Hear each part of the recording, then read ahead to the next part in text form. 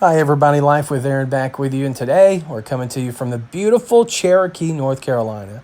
You know, a lot of people come to this area for the gaming, for the casino, but there is so much more, so much history, so much beauty, so much natural beauty of the land. There are shops, there's so much to do. You've already seen videos of where we met up with Urbex Obscura, but today we're going to the Museum of the Cherokee Indian. The United States of America recognizes 567 unique Native American tribes. Native Americans make up an important fabric of our society. 5 million members strong, 78% of those members live outside of a reservation system. One of the things that is always debated is how many Native Americans were there in what we know today as the United States. That figure has varied from as much as 112 million down to an estimate of around 6 million when Columbus came. One thing that is known is a great many Native Americans died to disease brought in by the Europeans. But at 5 million in current day, it is wonderful to see the Native American people proud and on the rise. Today we will be talking about the largest of all Native American tribes, that of the Cherokee. A distinguished and proud history and a bright future, the Cherokee have left an indelible mark on America. Known as one of the 5 civilized tribes because of their adoption of certain European customs, many Cherokee have contributed greatly to the history of this country. People like Sequoyah, who brought literacy to the Cherokee Nation. Admiral Joseph J. Clark, or JJ, or Jocko as he liked to be known, the highest-ranking Native American ever in the history of our armed services. Actor and humorist Will Rogers, and the great actor Wes Studi of films like Last of the Mohicans. The first ever female tribal chief, Wilma Mankiller, just to name a few. The current Cherokee Nation is made up of 3 distinctive bands. The first being the United Ketawa Band, about 14,000 tribal members. The Eastern Band of the Cherokee Nation at about 16,000. And at roughly 283,000, the largest piece of the nation, the Cherokee Nation itself. So now, without further ado, it's my great pleasure to take you visually through the Museum of the Cherokee Indian in Cherokee, North Carolina, a proud history of a proud people. We humans need medicine at all. You know, there was a time when we didn't need medicine because there was no diseases.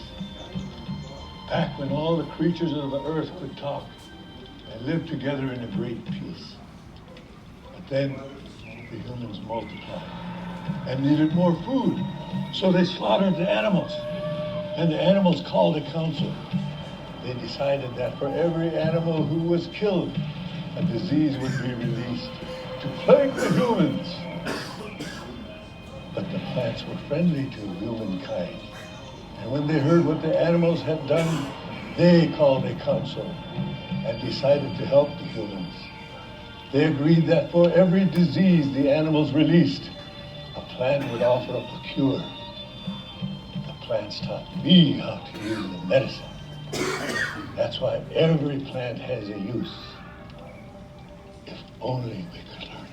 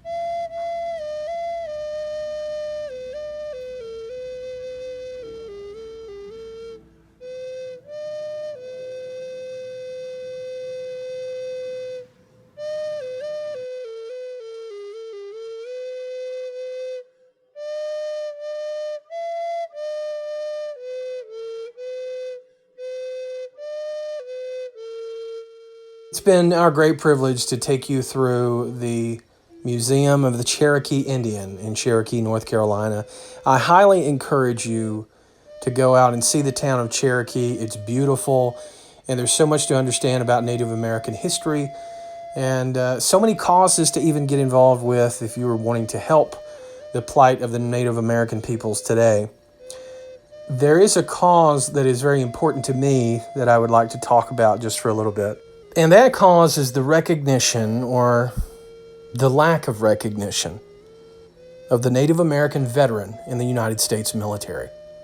Native Americans have fought in every war since our country's founding, and even before. During the American Civil War, Stand Watie was the only Native American to rise to the rank of brigadier general, and he did it as a Confederate. His forces were also the last to surrender. In World War I, they would volunteer at amazing rates, even though they weren't yet American citizens. From the Navajo Code Talkers in World War II to Korea, Vietnam, and beyond. In fact, in the post-9/11 world, Native Americans volunteer per capita more than any other ethnicity in the United States. When America has needed them, their Native American sons and daughters have been there. And it's our time to remember them. So if you're looking for a cause to get behind, the Smithsonian is looking to build an acknowledgement of our Native American veterans in Washington, D.C. I highly encourage you to check it out at the Smithsonian website. I'll link it in the description. Thank you so much for taking time to watch this video, and have a wonderful day, everybody.